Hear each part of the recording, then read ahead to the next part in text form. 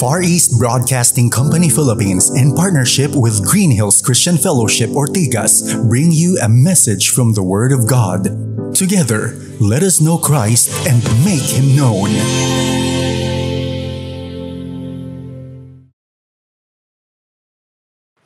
Magandang hapon po sa ating lahat. Salamat sa Kanya na tayo ay muli nagkatipon-tipon upang Siya ay ating sambahin, ipagdiwang ang kadakilaan ng ating Diyos. Mari mo bang sabihin sa katabi mo na, salamat sa buhay mo, kapatid. Ayan, salamat sa Panginoon. Tayo ay isang pamilya na nagtipon ngayon upang ipagdiwang ang katapatan at kadakilaan ng ating Diyos. Sabi po sa unang mga kronika, 29, 10 hanggang 11, sa harapan ng mga tao'y tuwang-tuwa si David na nagpuri kay Yahweh. Sinabi niya, purihin kayo magpakailanman, Yahweh, ang Diyos ni Israel na aming Ama. Sa inyo ang kadakilaan, ang kapangyarihan, ang karangalan at ang pagtatagumpay, sapagkat inyo ang lahat ng nasa langit at nasa lupa, sa inyo ang kaarihan at kayo ang dakila sa lahat. Tayo po'y manalangin. Opo Panginoon, kami nga po ay buong puso na nagpapakumbaba na lumalapit sa inyo. Ikaw ay aming pinasasalamatan, patuloy ang aming pagpapahayag ng aming paghanga sa inyong kadakilaan, sa inyong kapangyarihan at sa inyong kaluwalhatian.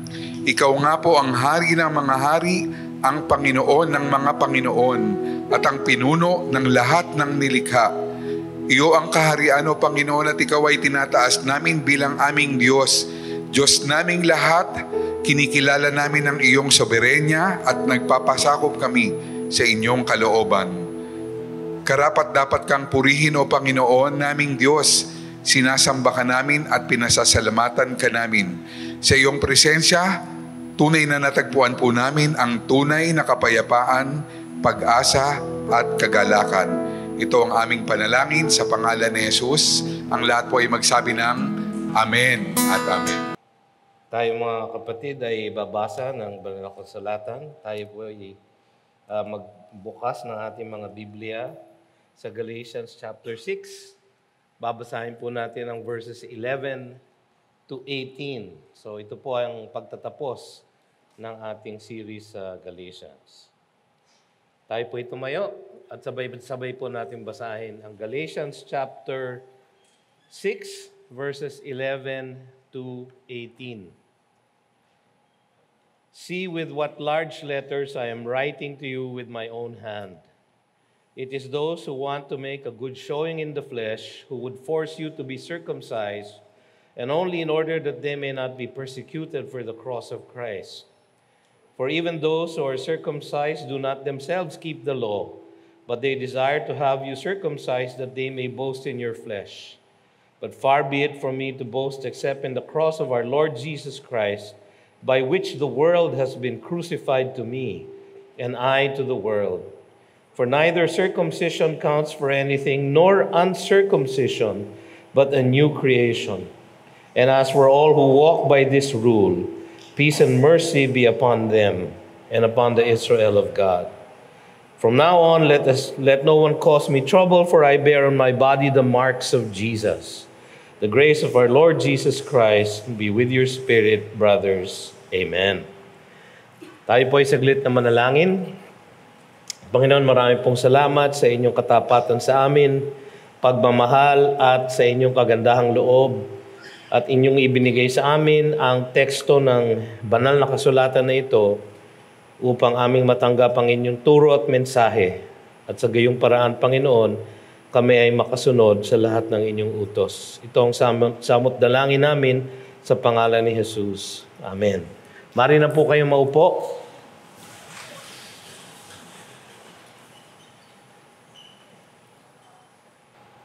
So ito na po ang ending ng ating series sa Galatians na pinamagatan nating No Other Gospel, Stand Firm in Your Freedom. At ang title po ng huling mensahe ay Mga Huling Babala at Panawagan. Pero kung papansinin niyo po, napaka malinaw pa rin ang kanyang panawagan sa atin na ang kaligtasan ay hindi sa pamamagitan ng mabubuting gawa o pagsunod sa batas, kundi sa pamamagitan lamang ng pananampalataya kay Jesus para sa ating kaligtasan. At yan po ang katotohanan na ipinangaral sa atin ng mga binautismuhan ngayong araw na ito. Sa nakaraan nating pag-aaral, nakita natin na ang mga pinalaya na at iniligtas ni Kristo, ang mga nabubuhay na sa pamamagitan ng Kanyang Espiritu Santo, ay dapat nagmamahalan at naglilingkod sa isa't isa. Sa Galatians 5:13, maalala natin, "For you were called to freedom, brothers, only do not use your freedom as an opportunity for the flesh, but through love, serve one another." Ang mga paraan ng paglilingkod natin sa isa't isa ay nakita natin ng ating huling pag-aaral. Una, sa pagtutuwid ng kapatid na nagkasala. Sabi sa Galatians 6:1, "Brothers, if anyone is caught in any transgression, you who are spiritual should restore him in a spirit of gentleness. Keep watch on yourself, lest you too be tempted." Pangalawa, sa pagtulong sa mga nabibigatang lubha. Sabi sa Galatians 6:2, "Bear one another's burdens and so fulfill the law of Christ." The law of Christ ay ang batas ng pagmamahalan sa isa't isa. Pangatlo, sa pagbibigay ng suporta sa mga tagapagturo ng katotohanan. Pinaalala sa atin sa Galatians 6:6, "Let the one who is taught the word share all good things with the one who teaches." At pangapat, sa paggawa ng kabutihan sa lahat, lalo na sa mga kapatiran. Sabi, nakita natin sa Galatians 6:10, "So then, as we have opportunity, let us do good to everyone, and especially to those who are of the household of faith." Tayo po yun. Tayo na magkakasama, magkakapatid sa pananampalataya. Wawakasan ni Pablo ang kanyang liham na may mga personal na babala, panawagan at pagpapala. Malinaw pa rin ang kanyang mensahe na manatili sa ebanghelyong unang tinanggap na nagliligtas at nagpapalaya kay Kristo Jesus. Maalala natin, ito ay sinamarize niya sa Galatians 2:16. "Yet we know that a person is not justified by works of the law, but through faith in Jesus Christ. So we also have believed in Christ Jesus, in order to be justified by faith in Christ, and not by works of the law. Because by works of the law, no one will be justified." Napakalinaw po ng banal na kasulatan. Kung ito po ay babahagi natin sa mga kaibigan natin sa sabi nga nila sa lumang pananampalataya, sa pinakadominanting relihiyon dito sa ating bansa. Napakaganda pong ibahagi ito sa kanila. Sapagkat sila po sa katuruan ng kanilang iglesia ay umaasa sa pananampalataya na may kalakip at kasamang paggawa ng mabubuting gawa. At yun lang ang magliligtas. Mga kapatid, malinaw ang mensahe at tagubilin ni Apostol Pablo sa atin. In order to be justified by faith in Christ and not by works of the law. Kaya titignan natin ngayon ang ilang sinabi niya sa pagtatapos ng liham na ito. Unang makikita natin ay isang personal na liham. Verse 11 po, "See with what large letters I am writing to you with my own hand." Ito ay liham ng isang may kapansanan. Sabi niya, "See with what large letters I am writing to you." Para siyang nagpadala ng text na all caps ang nakalagay. Ang ibig sabihin ng all caps, hindi po ba pag may nag-text sa inyo ng all caps, either nagagalit siya, no? O sumisigaw siya.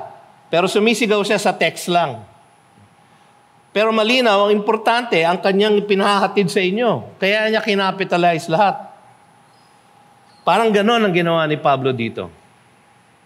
Sinulat niya in capital letters yung kanyang huling pagbati o pagpapala. Nung panahon na yon, ang pagsusulat ng liham ay meron silang ginagamit na cursive. Parang yung ating cursive ngayon, yung mga bata ngayon, hindi na po marunong ng cursive eh. No? Nagugulat po ako yung mga anak ko, hindi marunong sumulat ng cursive. Eh nung bata kami, no, may kasama pang palo, di ba? Pag sumusulat tayo, tapos lumampas sa linya, may palo ka kaagad, no? Kaya naman hanggang ngayon, magandang-maganda ang aking cursive, kahit na medyo nanginginig na ang aking kamay, no? Noon, ganun din ang sulat. Gumagamit sila ng isang version ng cursive para makatipid sa papel. Kasi ang papel nila noon, napakamahal. Pero dito, ang wika ng iba, ang paniwala ng iba, si Pablo mismo ang sumulat ng sulat na ito. Personal. Kasi napaka-importante ng mensahe. Hindi na siya makapaghintay na may dumating pang sekretaryo. Ang tawag nila amanuensis. No? Yung tagasulat, didikta mo sa kanya at isusulat niya. Hindi na siya nakapaghintay na may dumating pang ganon. Siya na mismo, ang sabi ng iba, ang sumulat na ito. Kasi sa ibang sulat niya, halimbawa sa 1 Corinthians 16:21, sabi niya, I, Paul, write this greeting with my own hand. So ang kanilang kaugalian noon, isusulat ng sumulat yung kanyang signature in his own hand. Para alam ng lahat na yung sulat na yon ay talagang galing kay Pablo.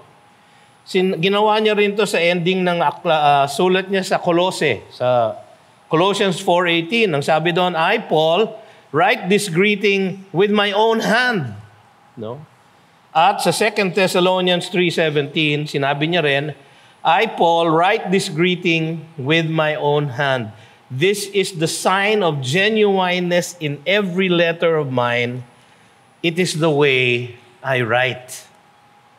Pero sa Galatians, ang iniisip ng iba, dahil ibang-iba yung pagkakasulat niya nito, nagmamadali siyang sumulat kaagad ng liham kasi napaka-importanting maipaubot niya kaagad doon sa mga taga-Galatia na yung mga nagtuturo sa kanila ng maling katuruan ay hindi nila dapat pakinggan. Kumbaga, emergency text ito. No? At kailangan niyang ipadala. Kaya pinadala niya in his own handwriting malamang and all caps. So isa itong pagpapakita ng kanyang personal na malasakit sa mga inaalagaan niya sa Panginoon. Isang liham ng isang may kaugnayan sa kanila.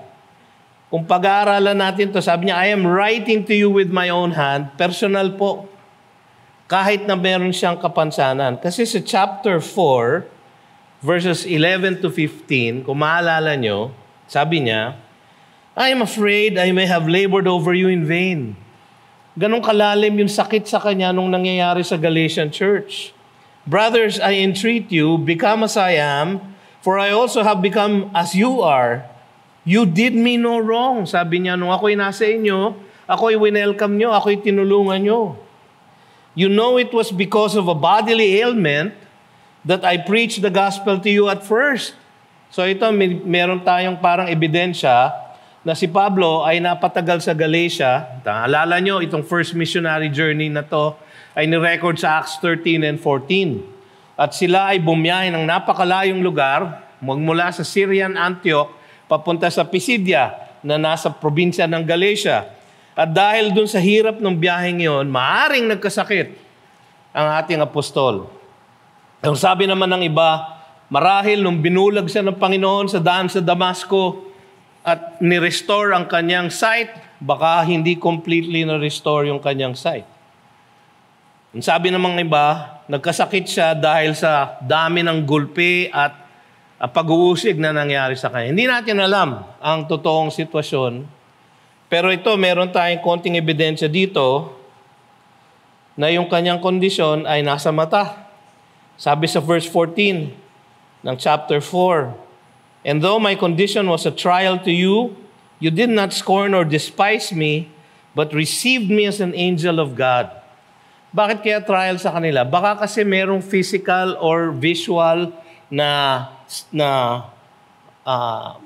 feature yung kanyang sakit sa mata. No? Baka kinakailangan niya ng tulong, ng taga-akay. No? Yun ang mga senyales natin na baka yun ang kanyang karamdaman. Ang sabi niya sa verse 15, "What then has become of your blessedness? For I testify to you that if possible, you would have gouged out your eyes and given them to me." Yan ang pinamalakas nating ebidensya na mararihil ang kanyang kapansanan ay sa kanyang mata. Sabi niya sa verses 19 to 20, "My little children," ito ang nagpapakita ng kanyang malasakit, "for whom I am again in the anguish of childbirth until Christ is formed in you." Yun ang pinagmumula ng kanyang personal na pagsulat ng liham na ito. Yun ang pinagmumula ng kanyang malasakit sa mga taong ito. "I wish I could be present with you now and change my tone, for I am perplexed about you." Ito ang pinagmumula ng kanyang malasakit, ang kanyang tunay na pagmamahal sa kanila bilang isang pastor. Ganito po ang hinahanap natin sa ating mga pastor. Yung merong malasakit para sa kongregasyon. Yung may mga malasakit sa mga inaalagaan sa espiritual na kanilang paglakad. No? So, yung mga tinatawag na magpastor, ito po ang una nating hinahanap. No? Meron bang malasakit para sa flock? Kasi kung wala po yung malasakit na yon, ay kulang po yung pagtawag na yon. Pangalawa, may makikita tayong isang panghuling babala. Verses 12 to 13. "It is those who want to make a good showing in the flesh who would force you to be circumcised, and only in order that they may not be persecuted for the cross of Christ. For even those who are circumcised do not themselves keep the law, but they desire to have you circumcised, that they may boast in your flesh." So makikita natin dito na laganap pa rin yung mga Judaizer na ang pakay lang ay makaiwas sa pag-uusig ng mga tunay na alagad ni Kristo. Nakita natin yun sa verse 12, "In order that they may not be persecuted for the cross of Christ." Anong ginagawa nila? To make a good showing in the flesh, we would force you to be circumcised, and only in order that they may not be persecuted. Nung panahon na yon, ang pagiging Kristiyano ay isang delikadong gawain. Ngayon, malaya tayong nakapupunta sa church, malaya tayong nakapagdadala ng ating mga Biblia, bihira na yung nilalait-lait tayo. Nung ako po yung lumalaki at nung bago akong Christian, meron po akong maliit na Biblia na New Testament and Psalms na galing sa Gideons. Ganun po kaliit ang Biblia ko, ganyan lang. No? Yun po ang dinadala ko, nilalagay ko sa aking back pocket. No? Ang pantalong ko noon, maong. No? Na binibili ng nanay ko sa Quiapo dahil mura. No? Parang 25 pesos lang ang maong noon. Hindi po Levi's. No? Ang tatak po, Bestman. No? Yung mumurahin lang. Yung nakasabit lang sa daan. No? Malaki po ang bulsa nun sa likod. Doon ko nilalagay ang Biblia ko. Bakit? Kasi nakakahiya nung meron kang bit-bit na Bible. Yung meron kang bit-bit na may malalaki ang Biblia noon eh. Nakakahiya, pagka nagdala kang ganun sa eskwelahan, ay aalaskahin ka. Ay, hindi na ano ba nga aalaskahin ngayon? Lalaiting ka. No? Lingwahe yan ng 70s, no? Yung pang-Alaska. No? Yung mga kaidaran ko dito, naintindihan nyo yun. No? Pero noon, parang pupulaan ka kung ikaw ay may dalang Biblia. Ngayon po, fashionable na po ang maging Kristiyano. Hindi na po inuusig. Hindi inuusig ng lantaran. Pero noon, ang mga taga-usig nila actually ay matitindi. Ang mga taga-usig nila ay yung mga Jewish na members ng Judaism. Kalat po sila sa buong Asia Minor. Kaya po yung umiiwas sa pag-uusig ay nagtuturo na kailangan maligtas kayo sa pamamagitan ng pananampalataya kay Jesus, oo, pero dapat sumusunod din kayo sa batas ni Moises. Pinipwersa nila yon, pinipilit nila yon, sapagkat ayaw nilang ma-persecute sila. Sa chapter 5, verse 11, kung ating maalala, sabi ni Pablo, "But if I, brothers, still preach circumcision, why am I still being persecuted?" Siya po ay patuloy na inuusig. Makikita natin sa kanyang first missionary journey, sa Acts chapter 13, verse 50, ang wika doon ay ganito, "But the Jews," yung Jews na ginagamit na term dito, ay hindi Israelites or Hebrews. But the Jews, yung mga religious leaders ng Judaismo. "But the Jews incited the devout women of high standing and the leading men of the city, stirred up persecution against Paul and Barnabas, and drove them out of their district." So sila ay wala pong ginagawa kundi magturo ng salita ng Diyos at dahil dito sila ay palaging napapalayas. Sa Acts 14:19, mas matindi, nasa Lystra si Paul. Ang sabi doon, "But Jews came from Antioch," Pisidian Antioch, "and Iconium, and having persuaded the crowds, they stoned Paul and dragged him out of the city, supposing that he was dead." So para na siyang patay. Sabi nga ng iba, marahil po ay talagang namatay na si Pablo. Siguro dito niya naranasan nakaakyat sa pangatlong langit. Di natin alam, spekulasyon po yun. Pero siya ay halos mamatay na. Ngunit siya ay nabuhayan at siya ay manunumbalik sa kanyang ginagawa. So pag-uusig ang kanyang naranasan. Yung pag-uusig po na yun, iniiwasan ng mga Judaizer, kaya tinuturo nila, kailangan ninyong maging Hudyo kayong mga Gentiles na nasa Galatia. Kailangan ninyong maligtas sa pamamagitan ng pananampalataya plus good works, plus pagsunod sa batas. Ang wika ni Pablo, hindi po yan ang katotohanan. Makikita din natin dito sa verse 13, layunin lang nila ang ipagmalaki ang relihiyon ng pagsunod sa batas kahit na hindi nila ito sinusunod. Dalawa lang po ang klaseng relihiyon sa buong mundo. Yung pong relihiyon that is based on human achievement at yung relihiyon that is based on divine accomplishment. Isa pong relihiyon na dahil sa gawa ng tao o isang relihiyon na dahil sa gawa ng Diyos. Ewan ko kung ako sa inyo, anong pipiliin nyo? No? Ang gawa ng tao marupok. No? Pipiliin ko na yung kaligtasan na gawa ng Diyos. Pero itong mga Judaizer, sabi sa verse 13, "For even those who are circumcised," ito yung mga Judaizer, "do not themselves keep the law, but they desire to have you circumcised, that they may boast in your flesh." Para may pagmalaki nila na, napasunod ko ito. Ito ay convert ko. No? So siguro nagbibilangan sila ng ilan na ang nako-convert mo. Alam nyo, kung minsan, di magandang habit yun. Minsan, ginagawa din natin yung mga Kristiyano. Di ba? Mag-evangelize tayo. No? Ginagawa natin to. Kahit dito tayo sa GCF, ginagawa natin to. Mag-evangelize tayo. Tapos bibilangin natin kung ilan ang nag-pray to receive Christ. Minsan gusto kong tanongin, paano nyo nalaman na tunay nga silang nag-pray to receive Christ? Hindi, Pastor, kasi nung sinabi ko, would you like to pray to receive Christ? Siyempre, sabi nung kinakausap niyo, yes. Okay, follow after me. And then he will pray to receive Christ. Paano niyo nalaman na totoo yun? Kung minsan, binibilang natin yon para meron tayong sense of human accomplishment. Pero ang kaligtasan po ay hindi human accomplishment.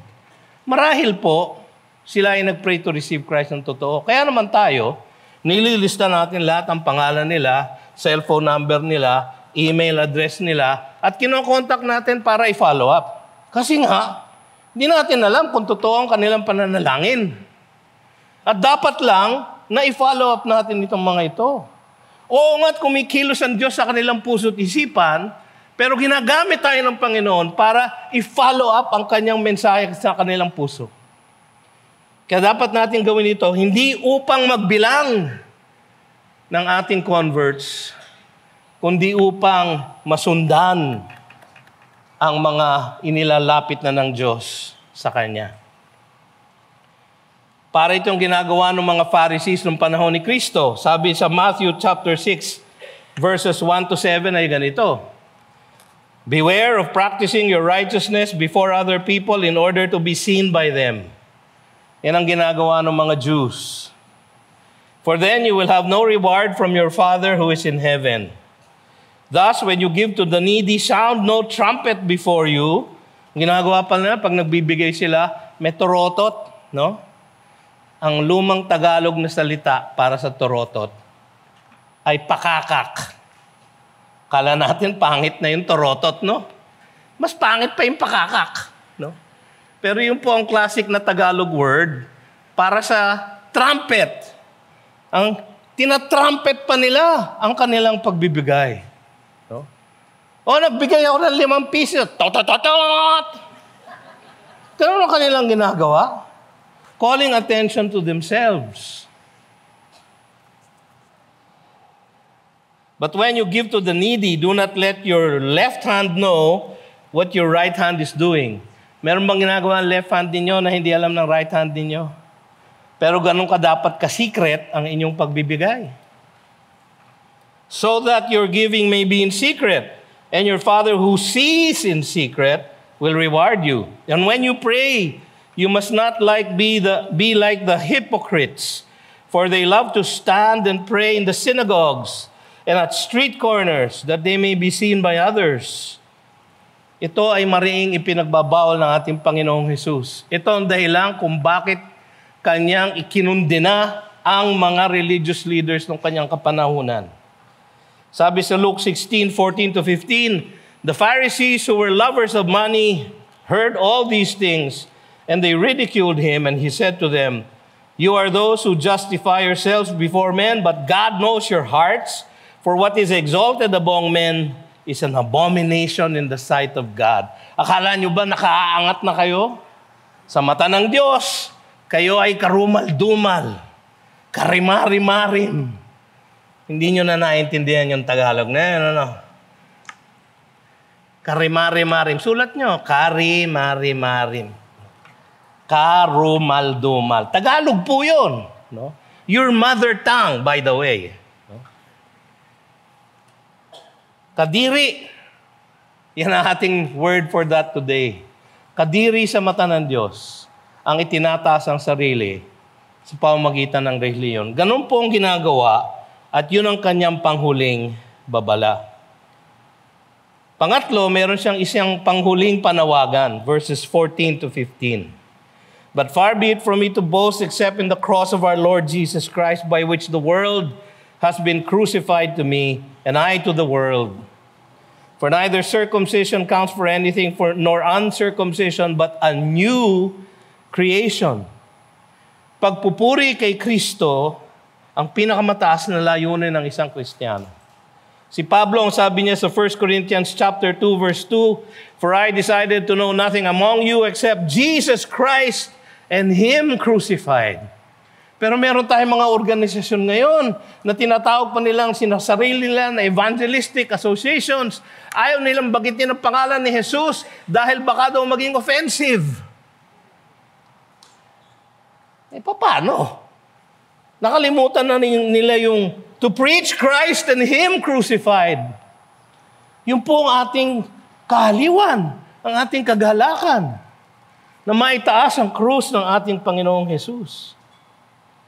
Ang sabi sa Philippians chapter 3 verse 3, ito'y sabi ni Paul, "For we are the circumcision." Hindi yung mga nagpapanggap na Judaizer. We are the circumcision who worship by the Spirit of God dahil pinananahanan na sila ng Espiritu ng Diyos. And glory in Christ Jesus and put no confidence in the flesh. Hindi tayo nasasave ng isang relihiyon ng human achievement. Tayo ay nasasave ng isang relihiyon na divine accomplishment. Pagpupuri kay Kristo ang pinakamataas na layunin, hindi ang pagmamataas ng sarili na siyang gawin ng mundo na dapat nating talikuran. Kaya sinabi niya sa verse 14, para niyang inulit yung Galatians 2:20. No? Sabi niya roon, I have been crucified with Christ. It is no longer I who live, but Christ who lives in me. And the life I now live in the flesh, I live by faith in the Son of God. Pansinin niyo po ito, who loved me and gave Himself to me. He gave Himself for me. So, binigay niya ang kanyang buhay para sa akin, kailangan kong ipamuhay yung buhay na iyon. Sabi niya sa Romans 6, verses 3 to 4, "Do you not know that all of us who have been baptized into Christ Jesus were baptized into His death?" Kaya po natin nilulubog yung binabautismuhan. Isang larawan ng paglibing. So we die to self. We die to sin. Yun po ang larawan na yun. No? Kaya lang yung iba, no? Parang ayaw magpalubog. Di ba? Kaya nung binabautismo ako dito, parang, Tay, pumayag na po kayo. Parang ayaw niya. No? Kaya sabi ko, baka ho kasi maiwan yung ilong nyo, hindi po masave yung ilong nyo. Biro lang po. Pero we were baptized into His death. So yung pagkatao natin dati ay patay na. I have been crucified with Christ. Nung siya ay namatay sa krus, kasama niya akong namatay doon. Yung aking buong katauhan ay kasamang naipako sa krus. We were buried therefore with Him by baptism into death, in order that just as Christ was raised from the dead by the glory of the Father, we too might walk in newness of life. Yung pong mga testimonyong ating narinig ay ang paliwanag dun sa verse na yun. Hindi ko na po kailangan pahabain pa. Pagiging bagong nilalang kay Kristo Jesus, ang tunay na kaligtasan at kalayaan. Hindi ang pagsunod sa makataong relihiyon. Sabi niya sa verse 15, "For neither circumcision counts for anything, nor uncircumcision." Relihiyon po yun. Relihiyon ng human achievement. Relihiyon makatao. But a new creation. Yung pagiging bagong nilalang. Pues matanong ko nga kayo, kaya nyo ba na ipanganak ang sarili nyo muli? Yun yung problema ni Nicodemus, di ba? Sa John chapter 3, sabi ni Jesus, you must be born again. Do I enter into my mother's womb? No? Actually, nakuha niya yun eh. Nakuha niya ang ibig sabihin ng ating Panginoon. Hindi niya lang matanggap na ang kaligtasan does not depend on what He does. Ang kaligtasan po ay hindi ayon sa ating ginagawa, sa ating sinusunod, sa ating mga panata. Hindi po. Ang kaligtasan po ay nagmumula sa Diyos. Sinabi po ng ating kapatid na Danny, malinaw na malinaw po, hindi ko na pwedeng ulitin yung kanya sinabing sermon. No? Galing sa Diyos, ibinigay ang pananampalataya at siya rin ang nagligtas. Hindi po ganun kalinaw ang sermon ko doon eh. Mas malinaw pa po yung testimonyo niya. Mga kapatid, ganun po tayo nililigtas. Tayo ay ginagawang isang bagong nilalang. Kaya si Nicodemus, hindi niya maintindihan na sinabi ni Jesus. Sabi ni Jesus, "Truly, truly, I say to you, unless one is born again, he cannot see the kingdom of God." Nicodemus said to him, "How can a man be born when he's old? Can he enter a second time to his mother's womb and be born?" Para siyang hilong talilong. No. Jesus answered, "Truly, truly, I say to you, unless one is born of water and the Spirit, he cannot enter the kingdom of God."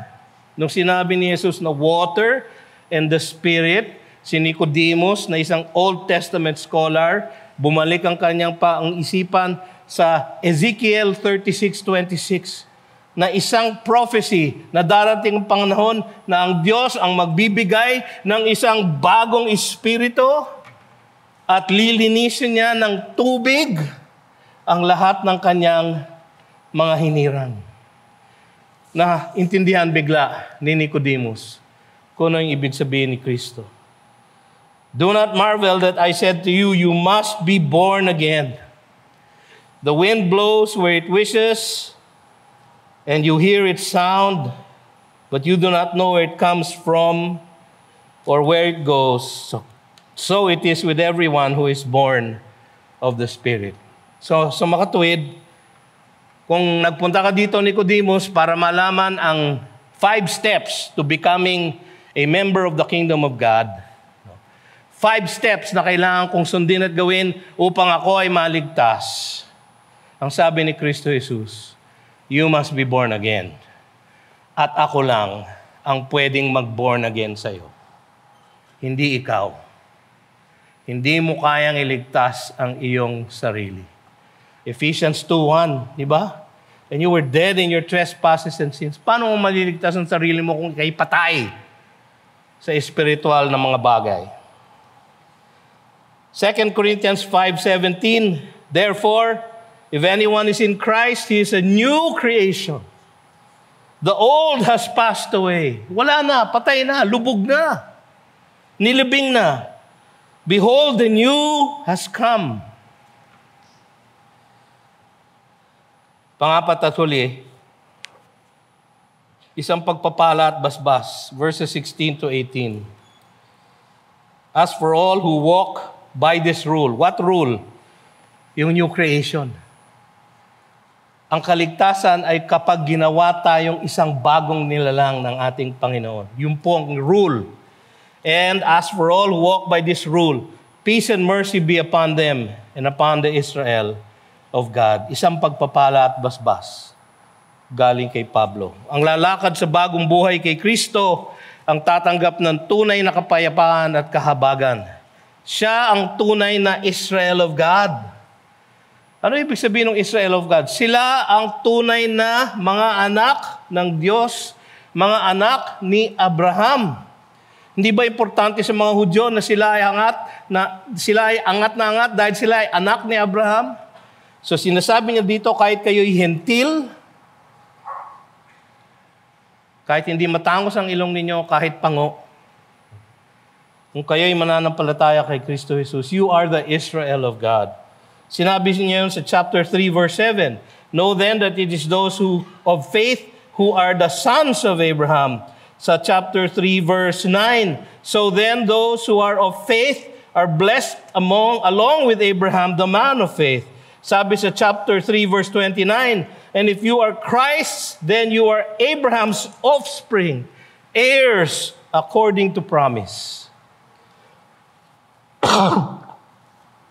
Sabi sa Romans 2:29, "But the Jew is one inwardly, and circumcision is a matter of the heart, by the Spirit, not by the letter. His praise is not from man, but from God." Kung siya ang nagligtas sa atin, ang papuri ay sa Kanya. Kung meron tayong kahit na maliit na kontribusyon sa ating kaligtasan na hindi naman posible, ang papuri ay sa atin. I believed. Kaya merong kantang ganyan noong 1960s eh. Di ba? Alam nyo, no? Narinig nyo yung matatanda dito. No? "I believe for every drop of rain that falls, a flower grows. Ano ba ibig sabihin nun? No? Hindi ko maintindihan yung kantang yon, pero kinakanta namin yon sa mga competition. No, dahil masarap kantahin. Wala pong ibig sabihin ng faith kung hindi yung object of faith ang inyong ipinararangal. And the object of our faith is Christ. Ang makanakaranas ng pag-uusig ang nararapat na pakinggan at sundin. Sabi niya sa verse 17, "From now on, let no one cause me trouble, for I bear on my body the marks of Jesus." Ang katawan niya ay binugbog, siya ay binato, siya ay kinaladkad, siya ay inusig, katulad ng kanyang Panginoong Jesus. Sa 2 Corinthians chapter 4, verses 10 to 11, ganito ang kanyang sinulat, "Always carrying in the body the death of Christ, so that the life of Jesus may also be manifested in our bodies. For we who live are always being given over to death for Jesus' sake, so that the life of Jesus also may be manifested in our mortal flesh." Ang sinasabi ni Pablo dito, tignan nyo ang aking mga latay. Yan ang proof ng aking pagmamalasakit sa inyo. Yan ang proof ng pagmamahal ni Kristo Jesus na kanyang ibinuhos sa aking puso para sa inyo. At dahil sa inyo, dahil sa pagmamahal ko sa inyo, ako ay lumakbay ng malayo na tumawid ng dagat, tumawid ng mga bundok, upang marating ko kayo at maibahagi ang ebanghelyo na ang kaligtasan ay kay Jesus lamang at hindi sa mabubuting gawa. Kaya wag na wag kayong babalik sa ganong pag-iisip. Sa kanyang pagpapakita ng kanyang mga latay, mga kapatid, ipinararating niya ang kanyang pagmamahal at pagmamalasakit sa kanila. Datapat siya ang karapat-dapat magbigay ng basbas at pagpapala sa kanila. Sabi niya, peace and mercy. Peace, sabi kasi sa Romans 5:1, "Therefore, if you are justified by faith, you have peace with God." Tapos na ang gera, hindi na kayo kalaban ng Diyos, kaya anak na niya. Ang grasya ng Panginoon, ang punot dulo ng pagiging magkakapatid. Tingnan niyo yung verse 18. "The grace of our Lord Jesus Christ." Ganon siya nag-umpisa, di ba? "Grace and peace be to you," sabi niya. Sa kanyang pagtatapos, "The grace of our Lord Jesus Christ be with your spirit, brothers." Amen. Brothers, kapatid, ang grasya ng Panginoon ay ang punot dulo ng pagiging magkakapatid sa pananampalataya. Niligtas not by works of the law, but by hearing with faith. Not by works of the law, but by hearing with faith. Mga kapatid, sa aking pagtatapos, mag-iiwan ako ng dalawang katanungan sa inyo. Tayo ba ay umaasa pa sa ating mabubuting gawa para makapunta sa langit? Kayo ba ay naririto ngayon para mabawasan ang inyong kasalanan? O magkaroon ng pogi points para sa ating Panginoon? Para makonsider niya sa inyong pag-apply sa langit? Kung ganyan po ang inyong kaisipan, wala po kayong makukuha ang kaligtasan sa pagpunta sa worship service ng GCF. Bagaman we appreciate na kayo ay palaging nandito, pero ang inyong pagpunta ay hindi magliligtas sa inyo. Ang inyong pagsali sa growth group ay hindi magliligtas sa inyo. Ang inyong pagba-Bible study ay hindi magliligtas sa inyo. Tanging ang pananampalataya kay Jesus lamang ang siyang makapagliligtas sa atin. Tayo ba ay nananalig ng lubusan sa kaligtasan na kamit na ni Kristo para sa atin? O sinisingit pa rin ba natin yung ating mabubuting gawa? Marami pong nagsasabi na meron naman tayong pwedeng gawin. Pwede nating tanggapin ang grasya na kanyang binibigay. Pwede tayong mag-respond sa kanyang paglapit sa atin. Mga kapatid, ang sabi ng Biblia, you are dead. Ang sabi sa Romans 8:7, the flesh is hostile to God. It cannot do any good. Indeed, it cannot do it. We cannot do any good. Sa verse 8, no one can please God. Sa Romans chapter 3, verses 9 to 12, there is no one righteous, no, not one. No one understands, no one seeks God. There is no one who does good, no, not one.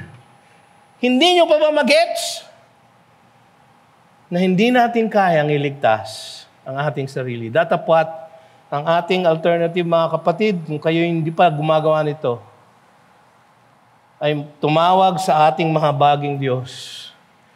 Iyuko ang ating mga ulo at katulad nung publikano sa templo, sabihin na, "Have mercy on me, O Lord, for I am a sinner." Yun lang po ang pwede natin gawin. At siya na po ang gagawa ng lahat.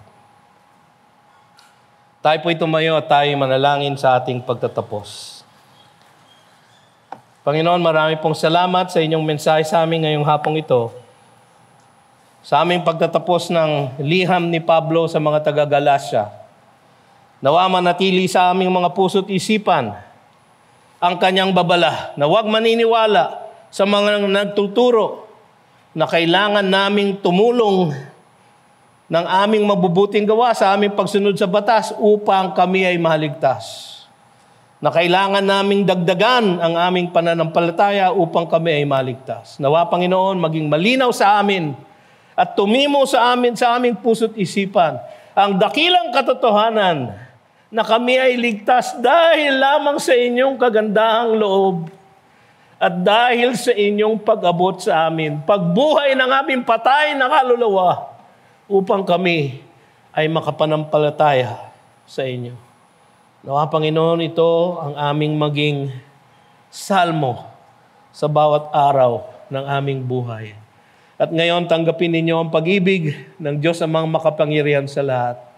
Ang kagandang loob ni Kristo Jesus na namatay para sa ating mga kasalanan at ang gabay at pakikipisan ng diwang banal magmula ngayon at magpasawalang hanggan. At ang lahat ay nagsabi ng Amen. Magandang hapon po. You've just heard a message from the Word with Green Hills Christian Fellowship Ortigas in partnership with Far East Broadcasting Company Philippines. We hope you can join us next week. God bless you.